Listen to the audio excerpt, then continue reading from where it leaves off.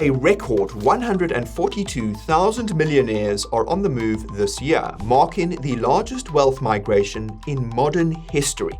But the real story isn't just the number. Not more numbers. It's more about who's winning, who's losing, and what winning and losing really mean in this context. For the first time, the UK is hemorrhaging millionaires faster than any other country, even China. So, what's happening here? Where are the wealthy going? And what does a great wealth flight mean for the countries they leave behind, and for everyone else who can't just up and move to a tax haven? Let's get into it. My name is Nick, and you're watching The Coin Bureau. When you have $1 million or more in a liquid investable assets, you don't just have options, you have leverage. And right now, the world's wealthy are exercising that leverage by voting with their feet, in a way most of us can only imagine. We're often told this is all about high income taxes, but the real story is a bit more complex. The primary drivers are the timeless pursuits of safety, stability, and of course a superior lifestyle, which, as it turns out, is much easier to find when you can afford to shop globally. And this means everything from access to better schools, world-class healthcare systems, and premium climate zones where your house is less likely to be deleted by extreme weather events. When tax is the deal breaker, it's rarely about what you earn. The real sticking point is often on taxes of existing wealth, capital gains and inheritance tax, for example. The kind of taxes that are designed to slightly level the playing field over generations. For some, they are a menace worth fleeing, and this is why jurisdictions that are light on those, like the UAE, Monaco, or Mauritius, are always in fashion, especially for those in the financial services game. So, how do they pull it off? Well, there's an entire industry worth about 20 billion euros annually dedicated to this. We hear a lot about the golden visas, a residency by checkbook, and they account for about a quarter of the moves. And these programs offer a structured, predictable path to a new home in exchange for a financial contribution. The other 75% use more conventional, less flashy methods, like executive work visas, ancestry visas based on heritage, or simply using a second passport they just happen to have from birth. So, why should we care about the travel plans of the 0.1%? Well, the argument goes that their movement is a canary in the coal mine for a country's economic health. When they leave, it's a warning, and when they come, it's a blessing. For the countries that successfully roll out the red carpet, the rewards are said to be immense. We're told they bring a multiplier effect. An arriving millionaire bringing, say, $10 million has the same effect on foreign exchange reserves as a company exporting $10 million worth of goods.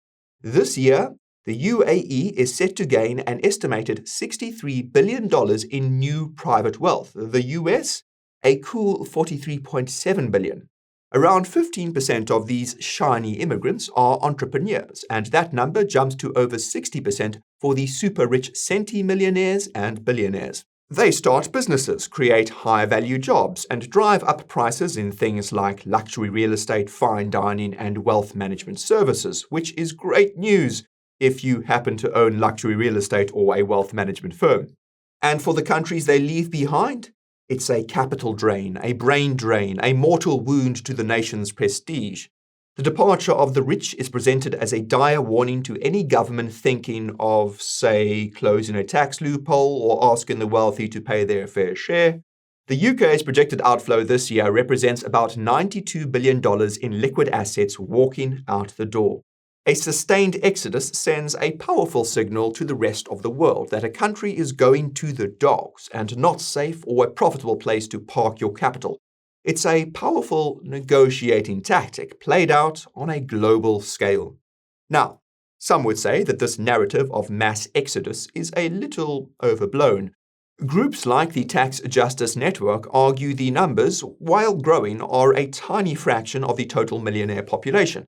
The 142,000 immigrants projected for 2025 represents just 0.2% of the world's 60 million millionaires. They also question the methodology of the firms tracking this data. noting that it can rely on social media data like a change in work location on LinkedIn, rather than an actual physical change in tax residency.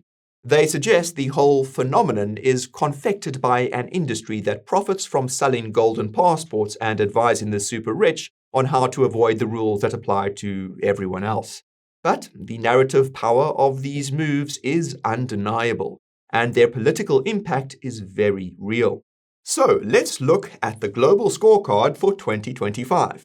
The top destinations are the UAE, the USA, and Italy. And the biggest losers are the UK, China, and India. However, the trend is best understood as concentrating wealth in specific cities rather than countries. Dubai is projected to be the biggest urban winner, welcoming almost 10,000 millionaires this year, with its neighbor Abu Dhabi attracting another 3,800. In the US, Miami expects 2,500 new wealthy residents, while in Europe, Milan is set to gain 1,800. Beyond these major hubs, smaller markets are seeing explosive growth too. Montenegro's millionaire population has surged by 124% over the past decade, and Malta's by 87%. The trend isn't always a one-way street either, though. The data reveals a notable reverse migration of wealthy individuals returning to India and South Africa from places like the UK, drawn back by growing domestic opportunities. Here we can see a multi-directional flow of wealth, not just a simple exodus. But it's in Europe where the story gets really interesting. Oh, I didn't see you there. Well, now that I've got you, I may as well let you know about the Coin Bureau deals page. It's over there where you'll get $100,000 sign-up bonuses on the best exchanges in crypto, as well as 60% trading fee discounts on said exchanges. And you can also get discounts on hardware wallets. All of that in the Coin Bureau deals page down below in the description. Now you go back to the video, I'm going back to chillaxing. Europe in 2025 is a continent of two halves. While the traditional economic heartland of Western Europe is apparently repelling the rich, the so-called Southern Renaissance is creating powerful new wealth magnets. It's a story of internal competition where one country's tax policy becomes another's marketing campaign. The most dramatic story is the United Kingdom. Once a premier destination for global wealth, the UK is now projected to lose 16,500 millionaires this year, taking an estimated $92 billion in liquid assets with them. And this would mean that the UK has lost nearly 1 in 10 of its millionaires over the past decade. So, where did it all go wrong? Well, it did start with Brexit, but the real catalyst was a couple of policy decisions that changed the rules for a certain set of players. The big one was the decision to scrap the so-called non-dom tax regime, a quaint centuries-old arrangement that let certain UK residents shield their foreign income from UK taxes for up to 15 years. When that perk was removed, it was apparently the final straw, a Wexit. Wealth exit was declared. But the UK isn't the only one feeling the pressure. For the first time, the EU's big three, Germany, France, and Spain, are all seeing their wealthiest citizens looking for the door too. It seems that asking for a contribution via a wealth tax is becoming a bit of a faux-pas. France is set to lose 800 millionaires this year, repelled by a high tax burden and persistent fears of a renewed, more aggressive wealth tax. The government already has a wealth tax on real estate for net property assets over 1.3 million euros, and the 2025 Finance Act introduced a new temporary minimum tax on high earners, making the fiscal environment far less predictable. Spain, meanwhile, is losing 500 millionaires thanks to its own complicated wealth tax system. It has a regional wealth tax, which varies by autonomous community. On top of that, there's a national solidarity tax on large fortunes for net wealth of over 3 million euros, which was introduced as a temporary measure but has now been made a permanent one for 2025.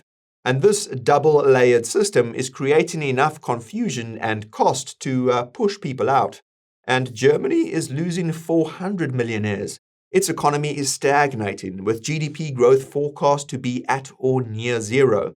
Alongside a high tax burden, wealthy Germans are reportedly growing concerned about political polarization, prompting them to seek more stable environments abroad. But one country's loss is another's opportunity. As the North frets, Southern Europe is rolling out the welcome mat. Italy is the star of the show, projected to attract 3,600 millionaires, making it the third most popular destination in the world. Its secret weapon? A special tax regime that allows new residents to pay a flat tax of just 100,000 euros a year on all their foreign income. For an extra 25,000 euros per family member, they can come along too. Combine that with a flexible golden visa offering multiple investment routes, from a 250,000 euro investment in an innovative startup to a 2 million euro punt on government bonds, and, well, La Dolce Vita awaits. Portugal and Greece are close behind Italy, attracting 1,400 and 1,200 millionaires respectively. They've used a similar playbook, attractive tax incentives and a popular golden visa program. Greece's program still allows for real estate investment, though the price has gone up to 800,000 euros in prime spots like Athens and Mykonos. Portugal has scrapped its real estate option, but its route through investment funds remains a popular one. And amid all this churn, Switzerland remains, well, Switzerland. It's projected to gain 3,000 millionaires, cementing its status as the world's ultimate safe haven, built on an age-old reputation for stability, financial privacy, and a high quality of life. So what we are seeing is a fierce internal competition for capital within Europe. The policy decisions made in London and Paris are directly benefiting Rome and Lisbon. For investors, the compass is clear. The hottest European markets for luxury goods, real estate, and private banking are moving south. Now, while Europe battles itself, the world's economic center of gravity continues to march eastward. Asia and the Middle East are now primary destinations and a major pull for migrating capital. And at the very top of the destination list for the third year in a row is the United Arab Emirates. The UAE is expected to attract a net inflow of nearly 10,000 millionaires in 2025. And this isn't an accident. It's the result of a masterfully executed national strategy. The formula is simple but powerful. Zero income tax, and then of course a strategic and flexible golden visa program refined in 2022 that offers 10-year visas for business ventures of at least 2 million dirhams, about $545,000, and 5-year visas for property investments of at least 1 million dirhams, about $272,000. It offers political stability in a volatile region, and a pro-business environment where, as one analyst puts it, capital is treated, quote, as a partner rather than prey.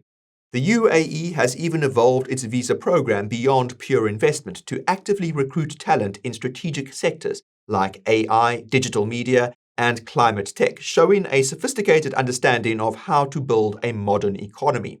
The biggest riser in the rankings this year is Saudi Arabia, projected to gain 2,400 millionaires, an 8-fold increase from 2024. And this surge is a direct result of its ambitious Vision 2030 plan, which is transforming its economy and pulling in both international investors and returning Saudi nationals to hubs like Riyadh and Jeddah.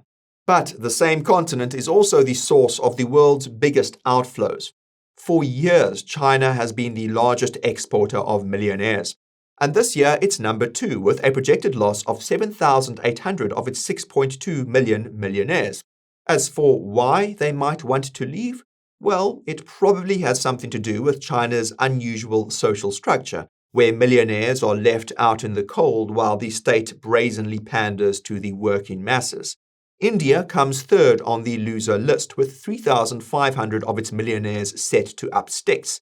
And the story that gets told here is usually about a proactive search for global opportunities and lifestyle upgrades. But in fact, the trend is partially offset by a repatriation of wealthy Indians from places like the UK, drawn by a booming domestic economy and a rapidly maturing wealth management sector. Elsewhere in Asia, the picture is a bit mixed. Singapore, long a top-tier hub, is seeing its inflows cool slightly, with a projected gain of 1,600. It's still a premier safe haven and family office hub, but some entrepreneurs may be finding it a tougher place to grow compared to the UAE. Hong Kong is seeing a steady recovery, attracting tech executives from the mainland, while Japan is also on the climb. But the most alarming trend is in South Korea. It's facing a massive accelerating exodus with a projected loss of 2,400 millionaires, more than double last year's figure. And this is being driven by a period of economic and political turbulence after a failed military coup and attempt to start a war with North Korea last December ended in tears and a great deal of distress for the country. And if you want to learn about that story and South Korea's new crypto-powered comeback plan, then you can check out our video on that right over here.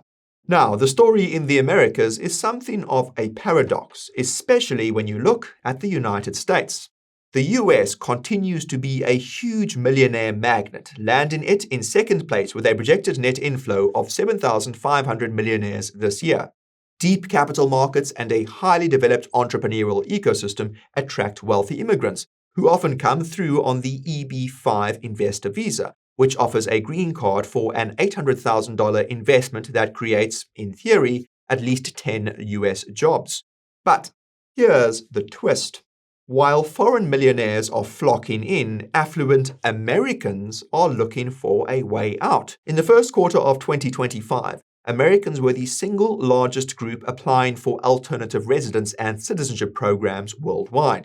They aren't necessarily leaving, but they are securing a Plan B, a second passport, apparently as a hedge against domestic political polarization. It looks like a striking vote of no confidence from the country's own elite, even as others are paying top dollar to get in. The grass is always greener in the other country, I suppose. Further south, Latin America continues to see a wealth drain from major economies like Brazil, driven by instability and security concerns. And this is where the Caribbean steps in.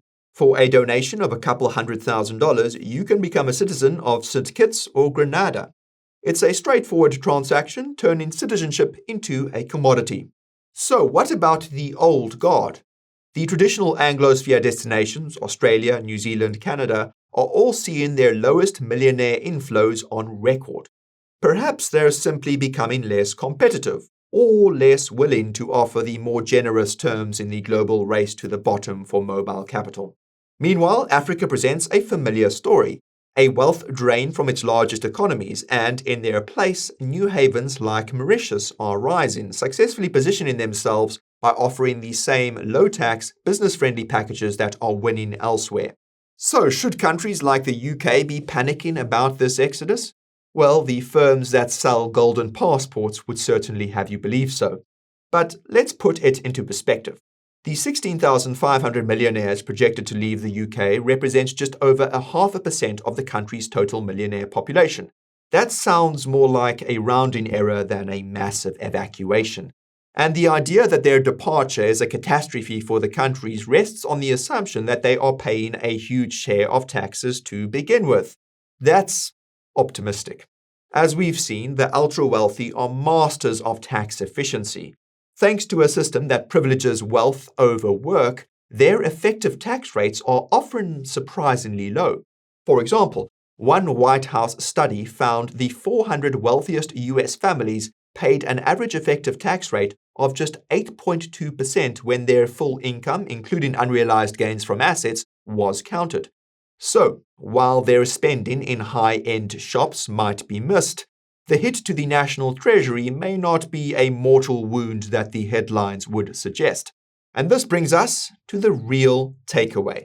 The story here isn't so much about the travel habits of the rich, it's more about power. Wealth has never been more mobile, and that mobility is used as a threat. The ability to vote with your feet gives the wealthy enormous leverage to influence the policies of the countries they reside in. The decline of traditional wealth magnets isn't necessarily a sign of failure. Losing millionaires tends to mean losing a global race to the bottom to servant states willing to offer ever lower taxes and ever looser regulations. For the rest of us, the most potent trend to keep an eye on is policy capture. The very threat of migration has become a way of holding the democratic process hostage. The narrative of millionaire exodus is a tool used to discipline governments. It's used to argue against higher taxes, to fight regulations, and to ensure that policymaking doesn't step on any wealthy toes. And this, my friends, is the real story here. It's about what the wealthiest are demanding from the places they leave behind, and the price the rest of us will pay for it. Now, if you enjoyed that video, you're going to love our latest one, which you can watch right over here. And if you're not subscribed to the channel yet, you can do that right over here. That's me for now. Thank you guys very much for watching, and I'll see you again soon.